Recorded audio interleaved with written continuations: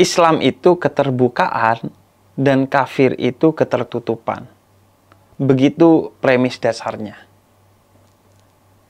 Oleh karena itu, kalau ada orang Islam yang dia tertutup pikirannya, hatinya, pembicaraannya, pergaulannya, maka ia tidak sesuai dengan apa yang menjadi pondasi dan cita-cita dari keberislaman itu sendiri.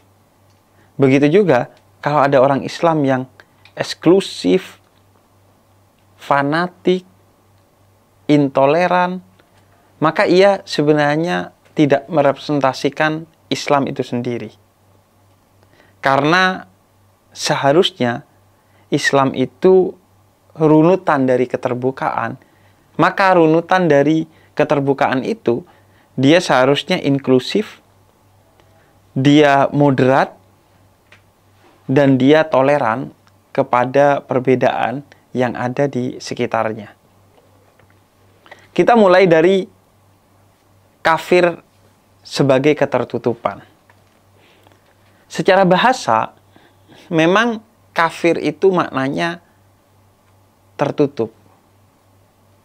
Dengan asumsi orang-orang yang belum login dalam perspektif dan iman Islam, dia dianggap sebagai orang yang menutup pikiran dan hatinya untuk menerima kebenaran nilai-nilai Islam itu sendiri. Dan memang secara bahasa, bahkan dalam surat Al-Hadid ayat 20, kafir itu diartikan sebagai seseorang yang menutup bibit tanaman dengan tanah untuk ditanamnya. Karena itu di dalam ayat tersebut, kufar atau orang-orang kafir itu sebutan kepada petani yang menutup bibit tanaman dengan tanah untuk kemudian ditumbuhkan. Karena itu juga diserap dalam bahasa lain, misalnya cover. Cover itu dari kata kafir secara bahasa, yang artinya dia menutup buku. Begitu juga kiper. Dia satu akar kata yang sama, karena seorang kiper, dia bertugas menutup gawang dari bola yang mau masuk ke sana. Karena itu, lawan kata dari kafir itu adalah Islam itu sendiri. Sehingga di antara makna dasar Islam, selain makna-makna lainnya, misalnya keberserahan total kepada Tuhan, penjunjungan tinggi nilai-nilai perdamaian, maka makna lainnya adalah keterbukaan. Sehingga kita diperlihatkan baik dalam Al-Quran, sejak sebelum Nabi Muhammad, cerita-cerita tentang bagaimana nilai Islam yang ada sedari awal sebelum Nabi Muhammad, walaupun tidak secara formal, karena Islam secara formal didaulatkan di zaman Nabi Muhammad dan oleh Nabi Muhammad pertama kali, itu Islam dalam makna yang keterbukaan. Misalnya dalam suratul An'am ayat 76-78. Nabi Ibrahim yang memang di Al-Quran disebut dan dia menyebut dirinya sebagai bagian dari Islam, mempertontonkan keterbukaan. Sehingga di ayat tersebut, Nabi Ibrahim ketika melihat orang-orang di sekitarnya menyembah bulan dan bintang di malam hari, beliau bukan marah, bukan kemudian menyakiti dan mendiskriminasi mereka, tapi beliau ngajak diskusi secara terbuka. Kata beliau, bulan dan bintang itu kan adanya malam doang ya. Masa Tuhan adanya cuma malam? Lalu siapa yang mengatur kehidupan kita di siang hari? Adapun bagi mereka yang menuhankan matahari, Nabi Ibrahim mengajak diskusi secara terbuka. Kalau kamu menuhankan matahari, bukankah yang ada itu cuma siang doang? Sedangkan malam hari tidak ada matahari. Masa Tuhan kamu hanya mengatur kamu di siang hari doang? Nggak mungkin dong Tuhan sip-sipan. Ada sip malam, ada sip siang. Maka itu satu pertanyaan dari Nabi Ibrahim kepada orang-orang di sekitarnya untuk membuka pikiran dan hati mereka agar mau berdiskusi dan mencari siapa sebenarnya sosok Tuhan yang sejati. Karena memang di antara misi utama Nabi Ibrahim adalah monoteisme, mengajarkan tentang keberadaan dan keesaan Tuhan. Dan itu berlanjut hingga Nabi Muhammad. Nabi Muhammad kemudian merepresentasikan Islam dalam makna salah satunya sebagai keterbukaan tersebut. Oleh karena itu, Nabi Muhammad ketika misalnya sebelum beliau diangkat menjadi Nabi dan Rasul, terjadi konflik di antara orang-orang musyrik Mekah tentang siapa yang harusnya mengembalikan Hajar Aswad ke tempatnya, karena mereka saling tertutup dan ego menganggap mereka di antaranya yang paling pantas, bukan yang lainnya. Maka Nabi kemudian mengajak mereka terbuka. Mari kita terbuka. Kita berkompetisi secara terbuka. Siapa yang esok hari datang paling awal, dialah yang paling berhak mengembalikan Hajar Aswad ke tempatnya. Bukan karena dia dari suku A atau suku B, bukan karena dia yang kaya atau miskin, bukan karena dia ini dan itu. Mari kita bikin kompetisi secara terbuka. Maka kemudian akhirnya keesokan harinya Nabi Muhammad yang pertama datang, dan lagi-lagi beliau mempertontonkan keterbukaan sebagai salah satu misi kenabian beliau yang menjadi misi Islam itu sendiri. Yaitu beliau mengajak semua orang memegang sorbannya dan diletakkan Hajar Aswad itu di tengahnya, dan bareng-bareng semuanya secara bersama dan terbuka sehingga sama-sama merasakan pride itu untuk mengembalikan Hajar Aswad ke tempatnya. Dan keterbukaan itu yang kemudian dijaga oleh Nabi Muhammad sebagai salah satu nilai dari Islam itu sendiri. Sehingga ketika Al-Quran dituduh yang tidak-tidak oleh orang-orang yang menjadi musuh Islam, bahwa itu adalah hayalan Nabi Muhammad, ditulis oleh Nabi Muhammad, karangan Nabi Muhammad, bukan datang dari Tuhan. Kemudian Nabi Muhammad sebagaimana diperintahkan Al-Quran, meminta kepada mereka secara terbuka, silahkan kalau kamu gak percaya, bikin Al-Quran tandingan versi kamu. Kalau memang benar-benar kamu bisa membuatnya, berarti tuduhan kamu itu benar. Karena di saat itu orang Arab memiliki kemahiran yang sangat tinggi dalam sastra.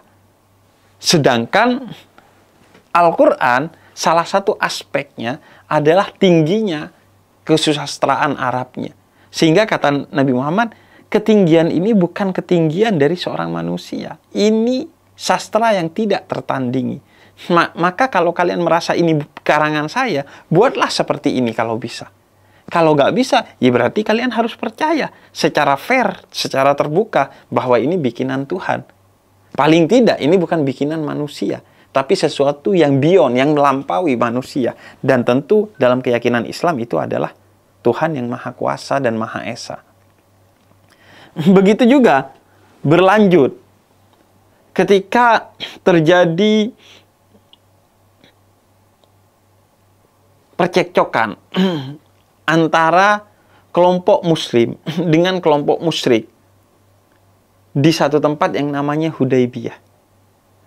Lantaran orang-orang muslim dari Madinah dilarang untuk masuk Mekah untuk berumrah.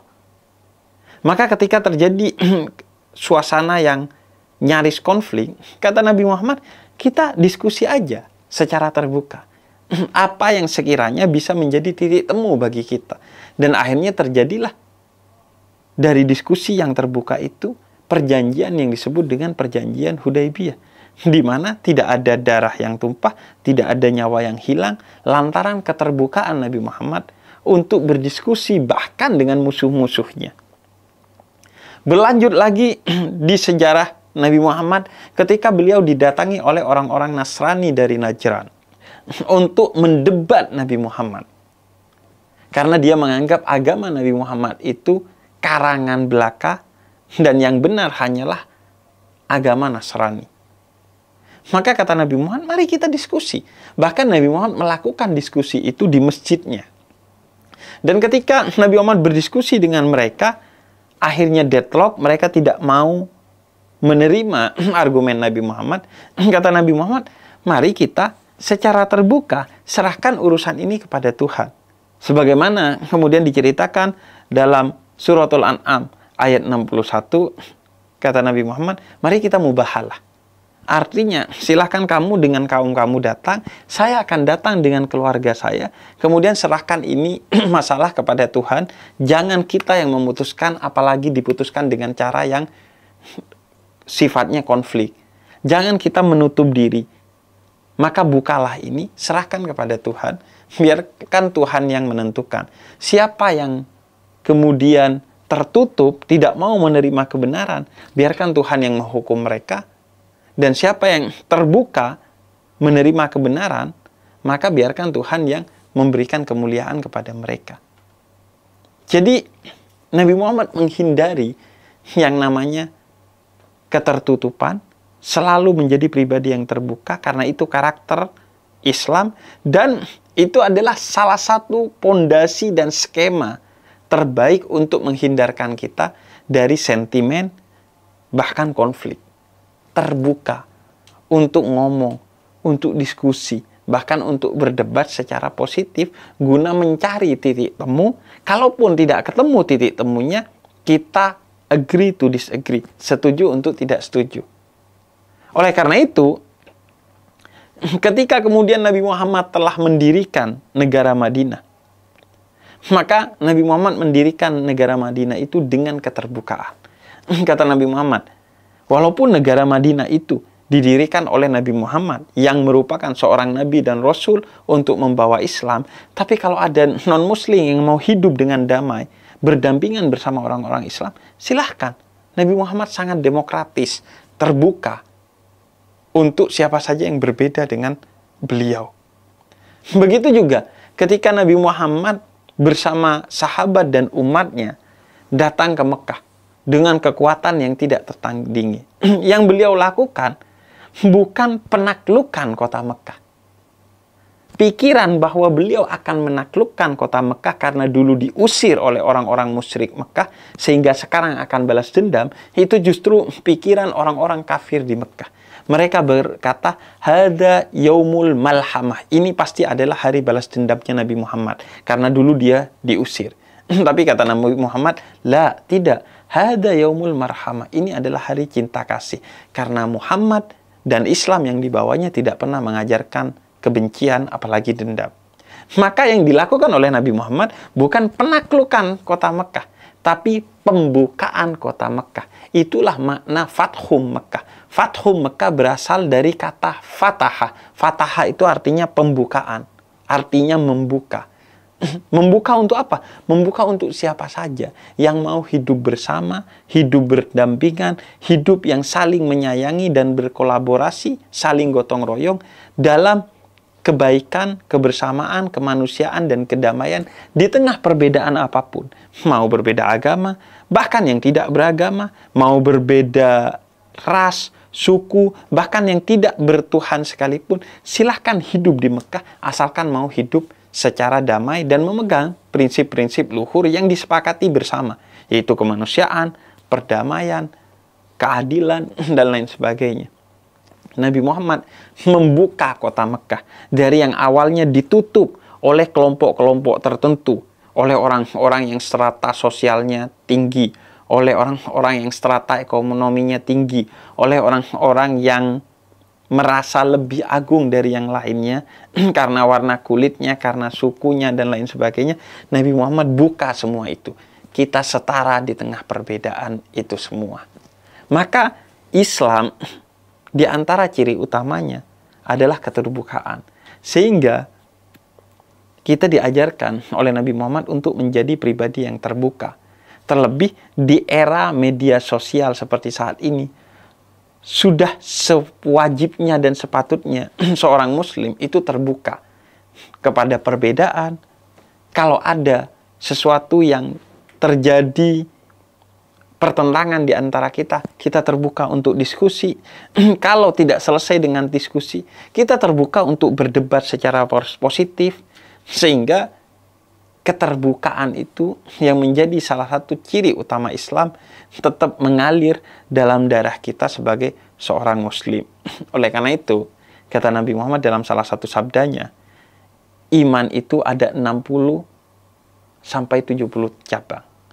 Dan cabang pertama adalah syahadat, sedangkan cabang terakhir adalah membuka jalan bagi orang lain. Nabi Muhammad katakan, memindahkan duri yang ada di tengah jalan ke pinggir jalan agar terbuka jalan bagi orang lain. Maka, membuka jalan bagi orang lain adalah di antara ciri utama keimanan. Dia cabang terakhir dari keimanan. Oleh karena itu, kata guru kami Habib Umar bin Hafid, siapa yang memindahkan duri dari tengah jalan ke pinggir jalan sambil dia membaca syahadat, maka dia telah merangkum seluruh aspek dari keimanan itu sendiri. Artinya, membuka jalan. Bukan hanya jalan fisik, tapi jalan pikiran, jalan hati. Bukan hanya jalan dan pikiran hati kita, tapi jalan dan pikiran hati orang lain. Dan mustahil kita bisa membuka jalan dan pikiran hati orang lain kalau kita tidak sebelumnya membuka jalan dan pikiran hati kita. Maka Islam mengajak kita untuk menjadi pribadi yang terbuka. Terbuka untuk menolong orang lain. Terbuka untuk membukakan jalan orang lain. Terbuka pikirannya, terbuka hatinya, terbuka kata-katanya, tidak ada kebohongan. Terbuka juga sikapnya, tidak ada manipulasi. Dan berusaha membuka pikiran orang lain, hati orang lain, perkataan orang lain, dan sikap orang lain. Bukan dengan memaksa orang lain. Bukan dengan mendiskriminasi orang lain.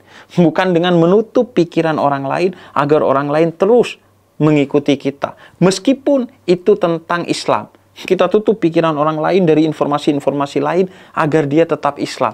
Bukan itu kehendak Islam. Tapi Islam menginginkan seseorang itu menjadi Islam karena keterbukaan. Bukan karena kita batasi akses informasinya. Karena itu dalam Islam kita tidak dilarang untuk mempelajari agama lain. Justru kita diajarkan untuk memilih agama. Bukan dipilihkan agama oleh orang tua kita atau orang lain. Bukan mewarisi agama, tapi memilih agama. Dengan mempelajari semua agama, dan akhirnya memilih Islam sebagai agamanya. Oleh karena itu juga, kita diminta terbuka kepada bukan hanya orang yang berbeda agama untuk kita belajar kebaikan-kebaikan yang mereka miliki. Sebagaimana Nabi Muhammad ketika bertemu dengan orang Yahudi dan mereka ternyata ketika bulan Muharram melakukan puasa sebagai bentuk syukur mereka karena nabi-nabi mereka telah diselamatkan oleh Allah di bulan itu, kata Nabi Muhammad, kita lebih berhak atas kebaikan itu, maka kita kemudian disunahkan untuk berpuasa dengan metode puasa yang berbeda dengan orang Yahudi, karena kita berbeda dalam kebenaran tapi bersama dalam kebaikan. Dan begitu juga kata Nabi Muhammad, kalau ada hikmah atau pelajaran positif yang bisa kamu dapatkan dari tempat manapun, maka ambillah. Mau dari orang yang berbeda agama, mau dari orang yang tidak beragama, mau dari orang yang tidak bertuhan sekalipun, mau dari orang yang nyembah botol Yakul sekalipun, kalau ada hikmah atau nilai positif yang bisa diambil, ambillah. Karena kata Nabi Muhammad, itu adalah harta karunnya orang-orang yang beriman. Kita diajarkan oleh Nabi Muhammad untuk menjadi pribadi yang terbuka. Bahkan, sebagaimana diurai oleh Imam Ghazali, seseorang yang